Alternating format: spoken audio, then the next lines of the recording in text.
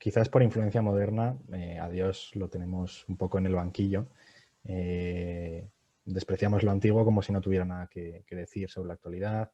Todo lo que parezca medieval, pues por así decirlo, pues suena oscuro.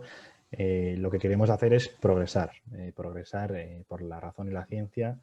Y muchas veces se ha intentado, y quizás muchas veces se haya convencido, pero yo lo pregunto también desde un punto de vista de si cabe una fundamentación de esto, que es si es posible hacer una antropología y una ética sin Dios. Y, y bueno, y sobre todo, quizás también si es posible hacer una política sin Dios. Sí, yo pienso que no, porque todo eso es normativismo. Es decir, una ética sin normas, la contraposición que se hizo típicamente, sobre todo a mitad del siglo XX, pero también un poco después, por supuesto, entre la ética normativa y la ética de la felicidad, me parece a mí completamente equivocada, ¿no? La señora Anscombe escribió cosas bonitas sobre eso. Era una gran mujer, yo tuve la suerte de conocerla. Por supuesto que si te portas bien eres feliz. Por consiguiente, la ética tiene que ver con la felicidad. Pero por supuesto que portarse bien significa seguir algunas normas. Pero por el hecho nietzscheano de ser un débil que acatas una norma que te constriñe. No, por el hecho de reconocer que en mí hay una, una premonición de que hay algo superior a mí. Y si es superior a mí, me indica cómo debo actuar. Es lo que hablamos al principio del espíritu de la verdad. Si Dios es amor, pues portarme mal con mi madre indica que no la amo. Y entonces, amar a vuestros enemigos, bueno, eso quiere decir que yo no tengo que hacer la guerra. Pues con todo respeto por la opinión contraria, quiere decir que la tengo que evitar siempre que pueda, pero si veo que vienen en son de guerra contra mi familia, por supuesto que voy a disparar. Pero vamos, lo saben hasta en Pekín que voy a disparar. Si vienen en son de guerra contra mi familia o contra mis amigos o contra... Y muchas veces vienen, es decir, porque hay gente que piensa que con decir que ya no va a haber más guerra, ya no va a haber más guerra, pero desgraciadamente, pues lo más probable es que siga habiendo guerras como ha habido siempre, ¿no? Entonces, pero en cambio yo sí veo que debo evitarlas siempre que pueda, porque, porque no es bueno, porque yo no soy dueño de la vida de la otra persona. Entonces, si puedo evitarlo, yo lo mato solo si va a matar a un inocente. Porque entonces él quiere hacerse dueño de la vida de una persona inocente y yo eso no puedo permitirlo. Pero si no, aunque se haya portado mal, pues tengo que procurar salvar su vida. Y eso es donde lo descubro, en el fondo de mi alma. Y cuando miro el fondo de mi alma, digo, ¿y a mí quién me ha contado eso? ¿Y quién me ha contado que tengo que yo no soy dueño de la vida de los demás? Pues me lo cuenta mi buen corazón que dice, hombre, a mí ahora ya, lo digo porque demuestra que, perdón por la broma, que soy muy joven, pero que ya tengo algunos años. A mí ahora me da pena de las hormigas que maté de pequeño, porque cuando era niño dicen que los niños son crueles y en parte es verdad, en parte. Yo me acuerdo cuando era niño que me divertía a veces matando hormigas y ahora no soy capaz. O sea, ahora por supuesto mato una hormiga y me quedo tan tranquilo si está entrando en la cocina y va a subir al plato de comida. Entonces mato la hormiga y no pasa nada. Pero ir al campo, ver una hormiga y decir, hombre, estupendo, voy a aprovechar para matarla.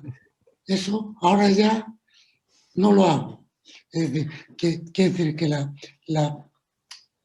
el ser humano se da cuenta de que matar por matar, hay algo en su interior, tanto sensible como intelectual, como todavía algo más interior que te dice, tú no eres dueño de eso, tú eres dueño de su uso correcto. Lo tienes que utilizar correctamente las hormigas, pero no eres dueño absoluto de ellas, y mucho menos cuando se trata de un ser humano. ¿Quién te está diciendo eso? Algo inefable que hay dentro de nosotros. Y de hecho, cuando alguien niega eso inefable, ¿qué dice el lenguaje popular? Dice, ese es un bestia. Es un bestia. Es lo que dice el lenguaje popular. Por ejemplo, ha habido gente que ha matado a otros después de haber hecho un diseño absolutamente racional de que lo que convenía era matar. Entonces, el alma popular dice es un bestia. Pero hoy, por ejemplo, ayer, mejor dicho, sacan una ley de eutanasia. Entonces resulta que una persona que no está maleada dice, eres un bestia. O sea, ¿cómo puede facilitar que una persona se mate? Tú no eres dueño de la vida de nadie. Nadie es dueño de la vida de nadie. Sin embargo, los que han sacado esa ley han hecho un diseño presuntamente racional de ella. Es decir, que tú si niegas ese misterio que hay en el fondo de tu alma que te está diciendo tú no eres dueño de la vida de otro, si niegas eso, haces un diseño racional y dices, bueno, yo le voy a ayudar a que no sufra. Claro. Pues todos los médicos dicen, yo también le ayudo con cuidados paliativos, pero yo no soy el dueño de su vida para quitársela, ni aunque me lo pida. Claro, al final los cuidados paliativos son acabar con el sufrimiento y la eutanasia no es solo acabar con el sufrimiento, es acabar con una vida y hacerte responsable de ese acabamiento. Para un cristiano, si tú incluso te quitas la vida, no le pides a otros que te la quiten. Robas una pistola y te la quitas. Estás haciendo algo malo y eres tú el que te la has quitado. ¿Por qué? Y porque dice la tradición cristiana, porque de tu vida es dueño Dios, no tú. Tú no eres dueño de tu vida, ni siquiera de tu propia vida. Dios, tú eres dueño de orientar tu vida a su fin último. De eso sí eres dueño. Puedes orientar tu vida bien o mal, pero de tu vida no eres dueño. Hablando de política, en toda la historia del pensamiento político, o al menos yo lo he estudiado así, se ha pensado en lo político como una búsqueda del bien común. Sin embargo, quizás en la modernidad y con los primeros liberalismos vino un cambio en el que se cambió el fin de lo político, que era el bien común, por procurar que cada individuo pudiese pues, tranquilamente escoger sus fines. Obviamente aquí pues, subyace una idea de libertad con total independencia de la verdad y del bien. Y claro, entonces a mí me surge la pregunta de si en la mayoría de los casos de las democracias actuales realmente podemos hablar de una política en sentido estricto, porque si solo hay unos individuos con unos derechos y unas libertades que el Estado tiene que proteger, ¿qué es lo que nos une como pueblo y a dónde ha sido relegado el bien común? Sí, perfecto lo que estás diciendo. A mi amigo Dalmacio Negro, gran estudioso de la historia de las ideas políticas, le encantaría oírte. Pues, en primer lugar, yo pienso que hay que distinguir en el bien común, cosa que ahora se está empezando a hacer hace unos pocos años, pero que no se solía hacer. entre los dos tipos principales de bien común, el bien común metafísico y el sociológico. El bien común metafísico es que tú puedes unirte con otro sin quitar la diferencia. Por ejemplo, conocer la verdad de ese árbol del que hablábamos antes. Tú sigues existiendo, el árbol sigue existiendo, sois dos cosas distintas, pero el conocimiento del árbol es la verdad del árbol, es lo común, es decir, es aquello a través de lo cual tú y el árbol os comunicáis, por eso es común. La comunicación, porque si tú, el árbol, dices que es lo que a ti se te ocurre esa mañana, estás diciendo lo que a ti se te ocurre, pero eso no es el árbol. Por consiguiente, no hay nada común entre lo que tú estás diciendo y el árbol. ¿Qué es lo común? La verdad. En el plano intelectual, lo común es la verdad. ¿Qué es lo común en el plano volitivo? El amor verdadero. Y cuando yo tengo un amigo de verdad o quiero a una persona de verdad, a mi madre, a mi padre, si estoy casado, a mi esposa, entonces quiere decir que siendo distintos tenemos una unidad total. Yo daría mi vida por el ser querido. ¿Por qué? Porque es que mi vida es la suya. Tú solo das la vida por la verdad y por el bien. Porque tú no puedes vivir humanamente sin la verdad y el bien. Por consiguiente, es las únicas cosas por las que da la vida. Entonces, primero el bien común metafísico, que es ese. Luego el bien común sociológico lo definían los clásicos. Mi inolvidable y queridísimo maestro Millán Puelles tiene un escrito breve, pero muy bonito sobre el bien común sociológico. Tiene tres elementos principales. El primero, la paz. Porque efectivamente, si no hay paz, no hay nada social común. No hay nada social común. El primer elemento del bien común sociológico es la paz. El segundo, los bienes culturales. Si no somos capaces de tener un lenguaje común, que la cultura es el lenguaje que nos comunica. Si no somos capaces de tener bienes culturales comunes, no podemos convivir. Y luego, los bienes económicos comunes. Tenemos que vivir materialmente y entonces, si yo vivo, como se decía, como un pachá y a mi lado vive uno que se está muriendo de hambre, lo más probable es que se acabe la paz. O sea, que cuando paso por la calle me dispare porque, para quitarme lo que llevo encima de dinero, ¿no? Y es comprensible, claro que es comprensible. Entonces, el bien común se constituye sobre esas tres bases. Que haya paz y que haya una comunidad correcta, no quiere decir igualitarismo, que es imposible el igualitarismo, pero una comunidad correcta de bienes culturales y económicos. Ahora, podemos todavía dar un último paso, que es este bien común sociológico se puede conseguir de dos maneras principales, o a través de la confianza o a través del control. Claro.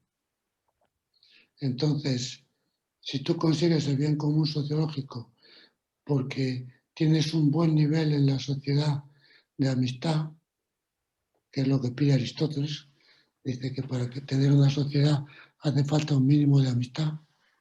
Si tú tienes un mínimo de confianza social, puedes construir bastante bien ese bien común social. Cuando lo único que tienes es el poder del Estado que controla, puedes tener un cierto bien común, pero la situación es desagradable. Y sobre todo el mundo sospecha que el que manda se saca la mejor parte. Como está pasando ahora en España, ¿no? Tú me estás diciendo, querido gobernante, que estás protegiendo el bien común, pero yo noto que la mejor parte de la comunidad te la estás llevando tú.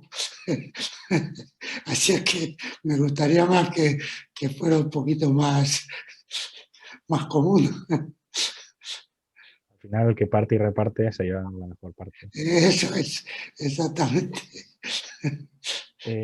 Yo, en este sentido, yo creo que quizás ya por fundamentación y por cosmovisión, los liberalismos impiden que haya un bien común, al menos en sentido estricto. Eh, y las comunidades, pues posiblemente queden en la forma de la familia o de las comunidades religiosas, algunas parroquias, no muchas, pero algunas parroquias. Yo con los de mi piso, colegios mayores y ese tipo de cosas, pero a nivel nacional se ve poco. Entonces, a mí me parece muy interesante observar que ciertos valores que guiaban a comunidades a nivel nacional, o sea, los valores que guiaban, por ejemplo, al Imperio Español o la filosofía del Evangelio que gobernaba durante la cristiandad, pues que ahora mismo se quieren erradicar y cuanto más se ataquen a las bases del cristianismo, mejor, y cuanto más desaparezca de lo público, mejor. Vemos un ataque a la familia, a la patria, a la fe. ¿Por qué otra cosa se quiere sustituir todo esto? Pues yo pienso que es muy claro, es decir, desde el punto de vista de el poder, se pueden explicar muchas cosas del mundo actual. Porque cuando no tienes fe en, en el destino trascendente del ser humano, el cual te ayuda a confiar, a buscar la amistad verdadera, con esa fe en la trascendencia puedes confiar y generar confianza. Cuando no tienes eso, entonces pasan dos cosas. Una, que buscas asegurar el poder. No. Si yo confío en ti, cuando te voy a ver no llevo pistola. Si no confío en ti, la llevo por si acaso. Porque ya entramos en otra lógica. No es la lógica de la confianza, es la lógica del poder. Entonces, eh, cuando no hay lógica de la confianza, es la lógica del poder. Entonces, hoy día eso pasa mucho. ¿Por qué? Porque las tres grandes fuentes que generan confianza las han puesto en crisis. ¿Cuáles son? La Iglesia, la familia y el magisterio. Porque no es lo mismo ser profesor que ser maestro. Claro. Cuando tú tenías un maestro, era una especie de segundo padre. Es decir, tú te confiabas en él, veías que te ayudaba en la vida, no solo en la ciencia, sino en la vida. Entonces, una persona que ha tenido la suerte de tener buena familia, buenos maestros y buenos sacerdotes que le ayudaran, por decirlo así, le surge con toda naturalidad el que a cualquier sitio que va procura generar confianza, porque lleva dentro ese espíritu. Ahora, como en los últimos, digamos, 2 siglos, se ha intentado a hachazo limpio acabar poco a poco con esos tres grandes instrumentos, medios más bien, no instrumentos, medios. No son, pues, entonces, ¿qué pasa? Que cada vez más la gente tiene miedo. Cuando no tienes confianza, tienes miedo. Entonces, cuando tienes miedo, ¿qué tienes que hacer? Buscar el poder. Entonces, mucho de lo que ahora está pasando es consecuencia de la búsqueda del poder. Por ejemplo, tienen miedo a la superpoblación en países de lo que llaman tercer mundo. Entonces, están fomentando el aborto y el tener pocos niños en el llamado primer mundo, y entonces se gastan millones en pagar abortos en el tercer mundo. ¿Por qué? Porque tienen miedo a que aquí ya tengamos muy poca gente y en cambio los otros tengan mucho. Nos pueden comer con patatas. Entonces, la política antinatalista terrible que existe en el mundo, en buena parte es consecuencia del miedo de los países ricos. a tener que atender a cientos de millones de personas que son pobres y que te amenazan. Pues eso es el ataque a la familia. Pero el ataque al magisterio, ¿de dónde proviene?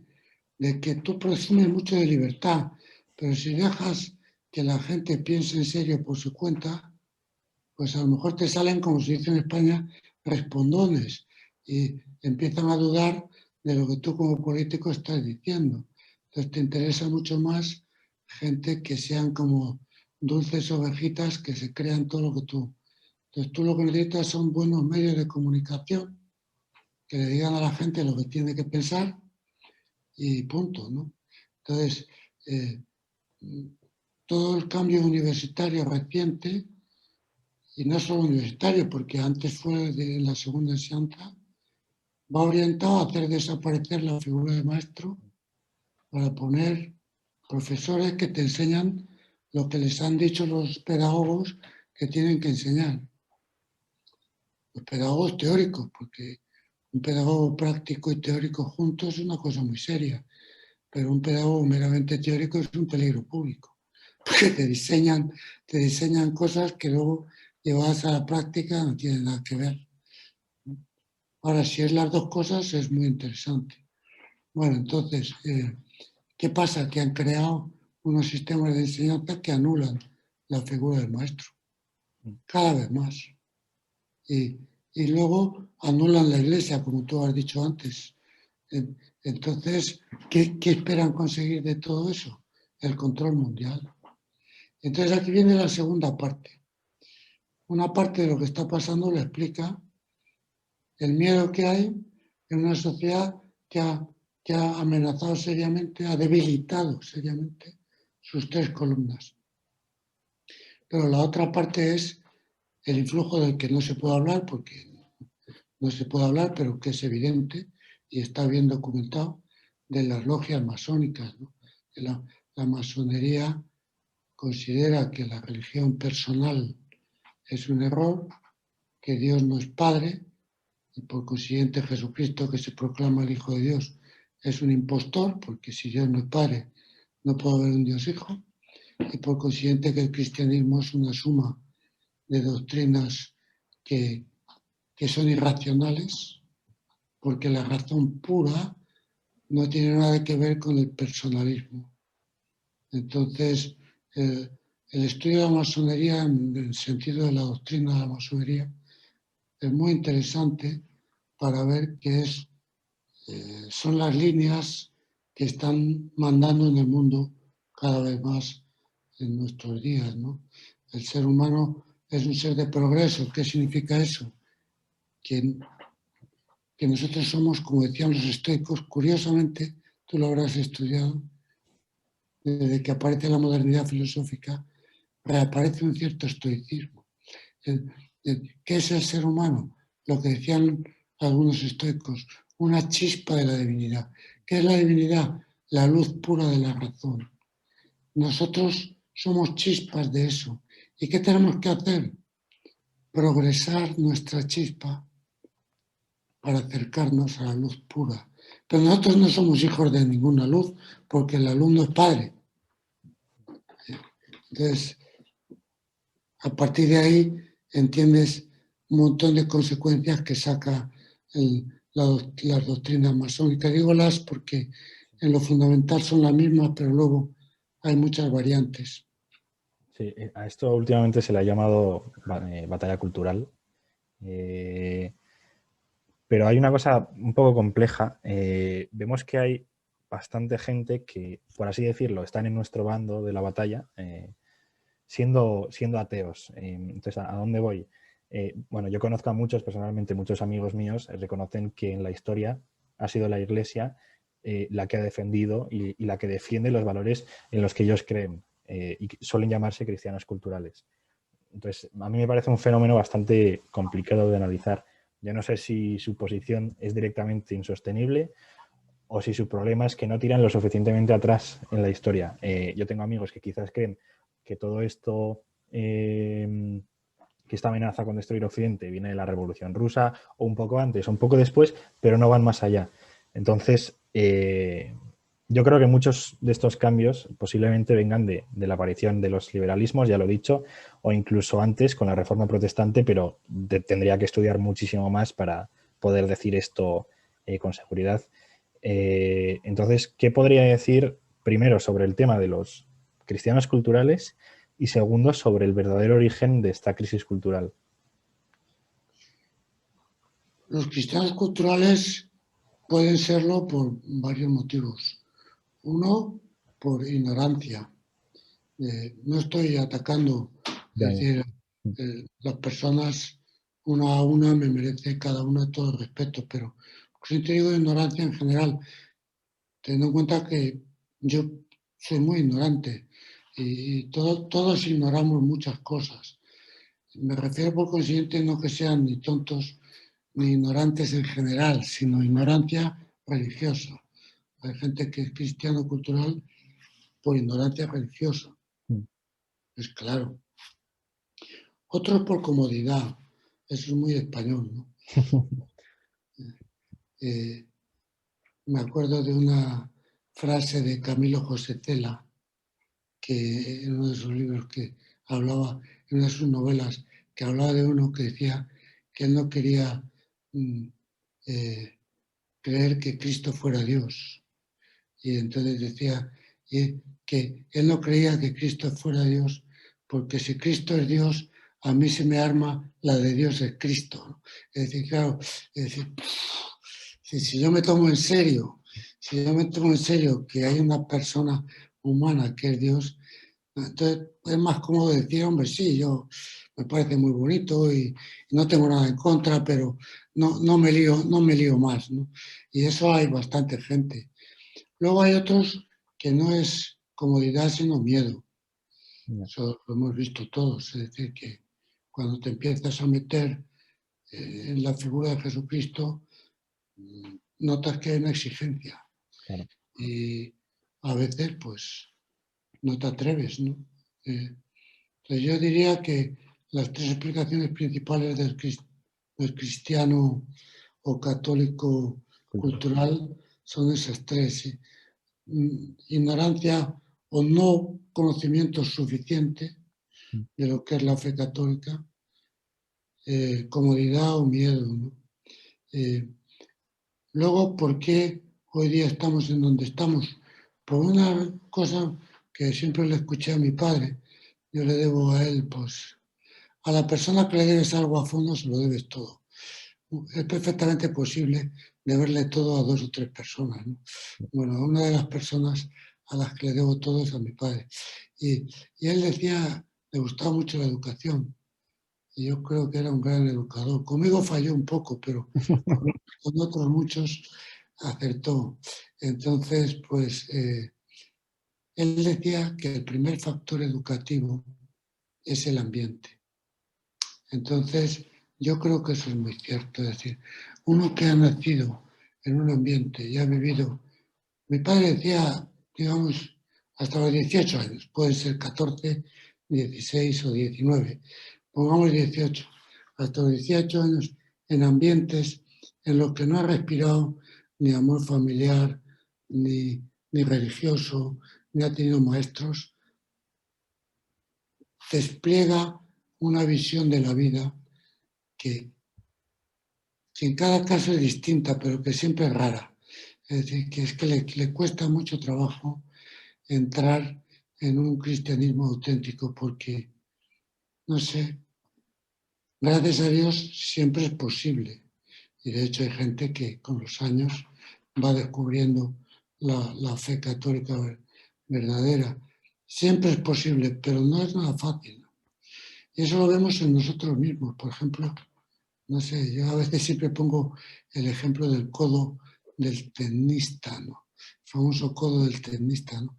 A lo mejor tú ves que juega muy bien al tenis, pero de niño usó mal el movimiento del codo en dar el revés y se acaba lesionando y nunca acaba de jugar bien del todo. ¿Por qué? Porque a veces sí, pero para jugar bien del todo tiene que pasar años esforzándose en hacer el movimiento correctamente. Dicen que Rafa Nadal es un genio de eso, es decir, que él ya con una cierta edad ha cambiado golpes que daba mal, quiere decir no suficientemente bien, Sí, claro. y ha aprendido a darlos bien, ¿no? Pero mucha gente se rinde, no es capaz cuando tiene 20 años ya de cambiar un mal aprendizaje, porque cuesta trabajo cambiar los malos aprendizajes, ¿no? Entonces yo creo que es el problema de muchísima gente y ese es el problema del no cristianismo cultural, que el ambiente, han quitado el ambiente cristiano, e incluso los que se dicen católicos y van a misa, te aseguro que hablando con algunos, casi te da un vuelco el corazón, porque dices, Dios mío, si este es de los buenos católicos, ¿cómo será de los malos? No. Pero es porque él se siente de verdad buen católico, pero tú notas que lo que él ha respirado toda su vida no tiene que ver con el buen catolicismo. Y entonces ha aprendido a usar el codo muy mal. Y entonces ahora tienes que explicarle que para ser tan católico como él quiere ser, va a tener que cambiar una serie de malos acostumbramientos, ¿no? Yo creo que esa es la explicación principal de lo que pasa. Porque, como digo, la veo todos los días, no ya solo en los que no les interesa la iglesia, sino en los que se dicen buenos católicos. Es que te llevas cada susto de muerte, ¿no? Este Papa dice que cuando nos muramos nos vamos a llevar muchas sorpresas. Y yo creo que puede ser verdad en todos los sentidos. Es decir, que los, muchos que se creen buenos se van a dar cuenta que eran malos, otros que son malos se van a dar cuenta que eran mucho peores de los que ellos imaginaban, algunos que dicen que hay que llevarse sorpresas, pues a lo mejor también ellos se las llevan, todos nos vamos a llevar sorpresas, por supuesto, en el otro mundo, eso es verdad, pero ojalá que nos llevemos todos sorpresas pequeñas, pero el problema es que cuando tú has tenido una buena educación, las sorpresas son menores. Porque la gente tiene un olfato de qué es lo bueno y qué es lo malo. ¿Por qué? Porque lo ha vivido desde niño. Le voy a hacer ya penúltima pregunta para dejar de acribillarle, ya lo siento. Se me ocurre, a mí, pienso que quizás, por lo menos en la actualidad, y cómo funciona la democracia, me parece que tiene el siguiente fallo. Creo que como está completamente desligada de la verdad como fin, y como a algo a lo que hay que ser fiel, vemos que muchas veces la política se convierte en retórica y en sofística, que los medios son lo mismo, son un tipo de manipulación, y que entonces nosotros modernos que tanto adoramos la libertad como un fin en sí mismo, en realidad, en el momento en el que la verdad pierde su valor, la democracia pierde todo el sentido, porque el que va a votar no está votando él, está votando otro por él, por así decirlo. Entonces, claro, yo se lo pregunto sobre todo porque usted sabe mucho del tema y ha escrito Sociedad Civil, la democracia y su destino. Entonces, si puede dar unas pistas breves sobre esto.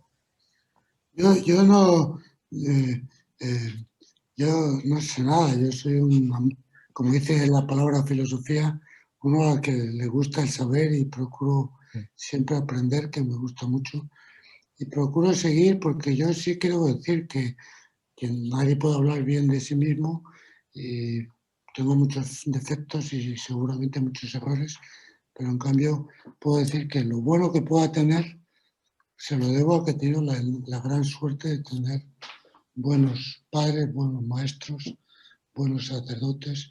Entonces, yo creo que, como bien decías, La democracia no tiene un fallo, tiene montones de fallos.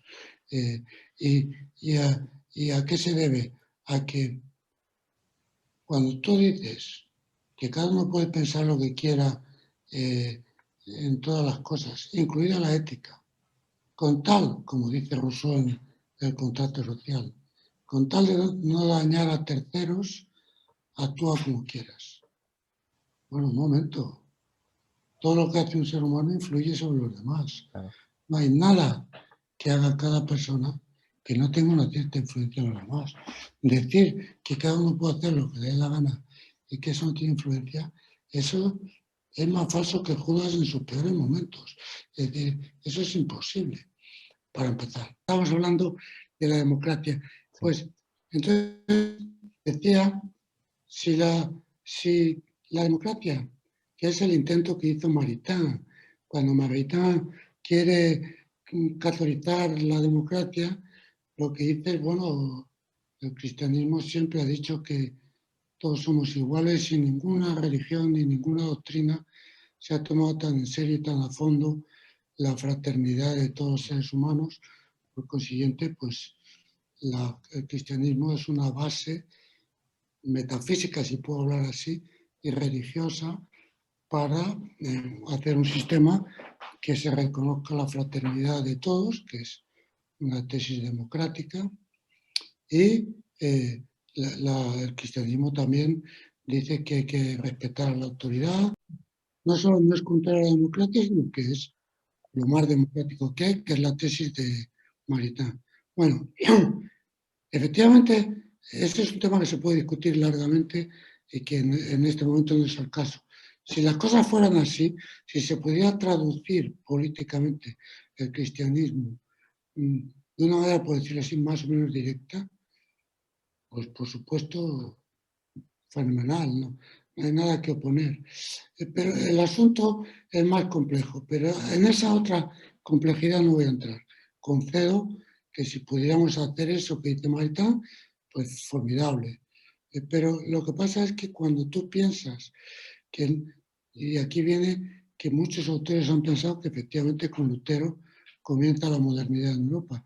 Cuando tú piensas que la gracia de Dios no es eficaz en este mundo, pues ya solo con la naturaleza muy cuidada no es fácil quererse y con la gracia añadida seguimos a veces peleándonos con que sin gracia añadida y con una confusión sobre lo que es el ser humano, pensar que todos vamos a ser amables, cariñosos y va a mantenerse la igualdad y la fraternidad es, Sí. bueno, entonces el fallo democrático es que las bases antropológicas sobre las que quiere montar una filosofía política de la igualdad y la libertad no dan para eso. Es decir, si el ser humano ni tiene la gracia de Dios, ni es un ser que, que, que tenga algo dentro de sí que le empuje al respeto por los demás, porque simplemente somos libres e iguales. Bueno, con esa antropología, querer sacar una filosofía política que funcione según la libertad y la igualdad del buenismo democrático, la historia ha demostrado una y otra vez lo que ya había dicho Aristóteles, que es que la democracia solo puede funcionar si tienes una clase media muy amplia y muy rica. Entonces, claro, con una clase media muy amplia y muy rica, nadie quiere pelearse porque todo el mundo tiene mucho que perder. Entonces, bueno, la democracia funciona razonablemente bien con una clase, pero fuera de eso, la democracia es un montaje ficticio. No puede, no tiene la antropología de base suficiente para montarse. No puede. Es una ficción. Podría alargarme aquí horas y Sí, sí, horas. sí, sí. Todas las democracias mundiales que están ahora y que no se basan en una sociedad muy amplia y muy rica como clase media son montajes que son mantenidos por los periodistas que le dicen a la gente que somos muy demócratas y que somos muy libres. Yo, que me digan los periodistas españoles que somos muy libres cuando el gobierno está haciendo lo que le da la gana y cada cosa que hace no tiene nada que ver con lo que a mí me gusta, pues yo seré libre porque usted querrá, ¿no? Pero no. Y la igualdad será verdad si me regalas una casa en Galapagar, pero mientras no me la regales, pues tampoco veo la igualdad. O sea, que según los periodistas que están bien tratados por el gobierno, pues somos libres e iguales, pero eh, es que yo le pido perdón a usted, pero no acabo de verlo. O sea, ni acabo de ver que yo sea libre porque tengo que hacer lo que usted quiera y no lo que yo quiero, ni acabo de ver que sea igual porque todavía no me han dado el piso para pagar. O sea, déjese usted de historias porque usted no tiene ni una antropología ni una filosofía política que sean capaces de crear un régimen político que responda a lo que usted dice. Usted vive en la contradicción permanente. Nunca se ha mentido en España desde que yo vivo en España, que nací aquí hace ya unos pocos años, como ahora. Jamás. Vamos, Franco era como, no sé cómo decirlo, era como San Roque disfrazado de corbata comparado con estos. O sea, y además lo digo en serio. Era un hombre que tenía una vida moral íntegra. Estos dicen, mienten todos los días. Eso va contra la moralidad, ¿no? Hay cosas que tú tienes que declarar, tú tienes que inventarte una ley de memoria histórica para tapar tus mentiras, porque si dejas que cuenten lo que hicieron otros, se va a notar demasiado tus mentiras. Entonces tienes que hacer una ley de memoria histórica.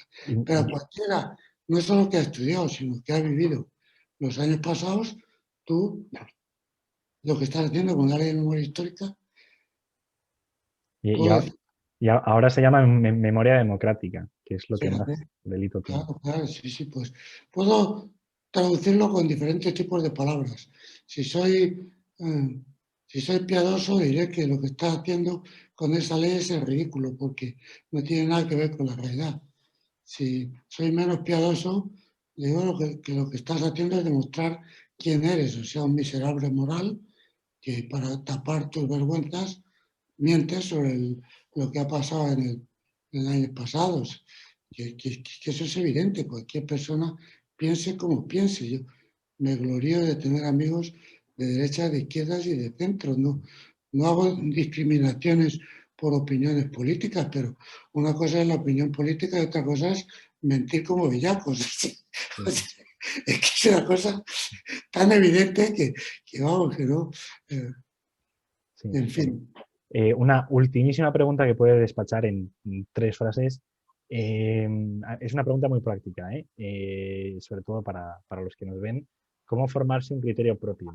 O sea, con la invasión de las ideologías, con el ambiente de relativismo que tanto nos ha confundido y con los medios que actualmente no nos ayudan nada para formarnos una capacidad de análisis propio, ¿qué consejos daría? Bueno, en primer lugar, procurar escuchar eso que he dicho antes varias veces, esa voz profunda del espíritu, pidiéndole ayuda a Dios, ¿no? Que Dios existe, como dice muy bien San Agustín, es más interior a nosotros que nosotros mismos. Por eso tenemos que intentar lo contrario a lo que ahora se dice, no nuestras ocurrencias, sino ser dóciles a la voz de Dios, ¿no? Pedirle a Dios ayuda para... Eso es lo primero. Y lo segundo, poner los medios humanos, todos los que se puedan, por ejemplo, pues buscar los mejores maestros que uno pueda encontrar. Si no los encuentra en persona, pues en los libros, ¿no? Buscar los libros de la gente mejor, que ha sido más noble, más auténtica. Auténtica no me gusta, más noble, más verdadera, mejores personas. No es lo mismo leer a muchos kinkis que andan por el mundo que leer a San Juan de la Cruz, a Santa Teresa, o a Cervantes, o a Lope de Vega, o en fin, incluso Shakespeare. Shakespeare tiene cosas formidables, ¿no? Llenas no solo de arte, sino de ideas de fondo muy bonitas, ¿no? Y muy verdaderas. Es decir, buscar maestros de verdad, ¿no? Cuando te encuentras uno que dice cosas muy bonitas, pero que su vida no correspondió a eso, hay que tomar un poco de distancia, ¿no? Hay gente que dice cosas buenas, pero si no tuvo una vida conforme, bueno, puede ser que sí, pero hay que tomar un poco de distancia, porque es muy difícil ser esquizofrénico espiritual. Es decir, que escribas una cosa y la vivas de otra manera. Es posible en casos extremos, pero es muy difícil, ¿no? Entonces hay que buscar autores que digan cosas buenas y que al mismo tiempo tú sepas que ha tenido una vida conforme a lo que está diciendo. Y esos maestros son los que nos ayudan, ¿no? Porque leer por curiosidad es perder el tiempo. Una cosa es que cuando tú ya tienes buena formación, leas autores valiosos que piensan cosas que claramente son equivocadas. ¿Por qué? Porque leer a una persona valiosa que dice lo equivocado, si tú ya tienes buenos criterios, eso te ayuda a aprender más. O sea, por ejemplo, yo, como ya he dicho antes, no puedo presumir de nada, pero creo que leer a Nietzsche me ha enseñado mucho. Pero porque yo lo leí cuando había leído y escuchado ya a muy buenos maestros. Si yo hubiera tenido a Nietzsche como primer maestro, probablemente hubiera destrozado mi vida. Una vez que lo leí, cuando ya había escuchado a mis buenos maestros, Nietzsche me ayudó. ¿Por qué? Porque toda persona inteligente te ayuda a reflexionar y te hace ver cosas que nunca habías visto tan claramente. Y me di cuenta de lo equivocado que estaba Nietzsche, al mismo tiempo que le agradecí el haberme ayudado a descubrir aspectos que yo no había visto con esa claridad. Y de paso, pues, como él me ayudó, pues yo procuro ayudarle rezándole a Dios para que se lo lleve al cielo si es que está en el purgatorio. ¿Y puede dar 3 nombres de maestros? ¿Actuales o ya Bueno, fallecidos? quizás los que más hayan En ejercido de vida, maestros para usted. bueno, yo he tenido muchos maestros en vida. Me gustaría alargar la lista, pero como tenemos que terminar, Sí. daré 3 en el plano familiar, pues mis padres. En el plano magisterial, Antonio Millán Puelles, que fue mi principal maestro, y en el plano religioso, San José María Escrivá, al que tuve la suerte de conocer y escuchar en directo muchas veces. Y en la historia, pues bueno, no sé, yo diría, en política, los reyes católicos. En filosofía, pues quizá Tomás de Aquino. ¿Qué más? En política, pues la verdad es que no lo he pensado despacio. Esto, pero, bueno, perdón, pero me dejaba un maestro absoluto que es el dúo Sócrates-Platón. Sócrates-Platón para mí, yo le debo muchísimo a ellos, pero lo digo además en serio.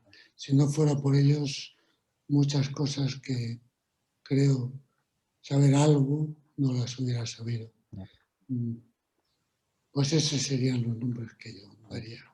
Nada, pues muchísimas gracias, Rafael. Una charla filosófica muy interesante. Bueno, Aprovecho para felicitarle la Navidad, que ya queda nada. Muchas pues yo gracias. te agradezco mucho también tu interés, tu amistad y también te felicito la Navidad muy cordialmente y un gran abrazo.